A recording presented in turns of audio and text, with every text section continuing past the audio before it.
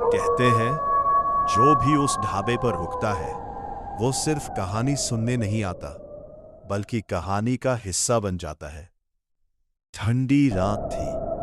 हवा इतनी सर्द थी कि हड्डियों तक उतर रही थी। हाईवे के किनारे एक पुराना सा ढाबा और ढाबे के बाहर 4-5 बूढ़े चारपाई पर बैठे। बीच में जलती आग, आग की लपटें जैसे किसी राज को छुपा रही थी। वो ढाबा दूर दूर तक मशहूर था, लेकिन खाने के लिए नहीं बल्कि उन कहानियों के लिए जो वहां हर रात सुनाई जाती थी। हर रात वही बूढ़े, सिर पर टोपी, कांपते हाथ और आंखों में जैसे कुछ छुपा हुआ।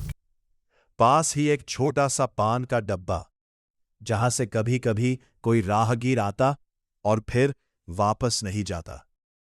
उस रात भी एक आदमी आया, थका हुआ, सफर से टूटा हुआ। भैया, एक पान देना। लेकिन जैसे ही वो पान लेने रुका, उसने सुना बूढ़ों में से एक धीरे धीरे बोल रहा था, कभी एक गांव था। और वो बस सुनने लगा।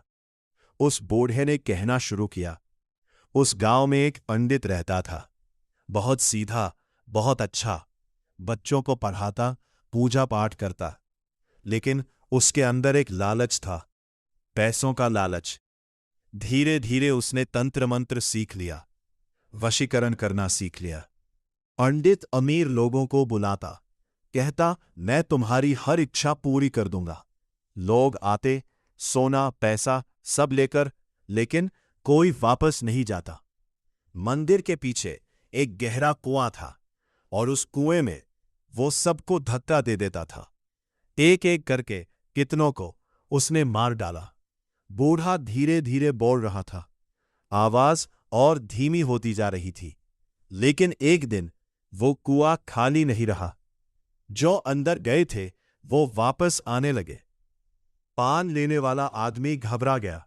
उसने पूछा, फिर क्या हुआ? सभी बूढ़े एक साथ उसकी तरफ देखने लगे। उनकी आंखें बिल्कुल काली। एक बूढ़ा मुस्कुराया और बोला, फिर वो पंडित हम बन गए।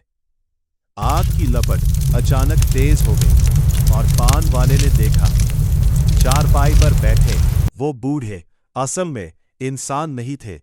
उनके कपड़े गीले थे, जैसे अभी अभी कुएं से निकले हो। अगली सुबह ढाबा खाली था। कोई बूढ़ा नहीं, कोई पान वाले वाला नहीं, बस मंदिर के पीछे वही कुआं और उसके पास एक नया चप्पल पड़ा था।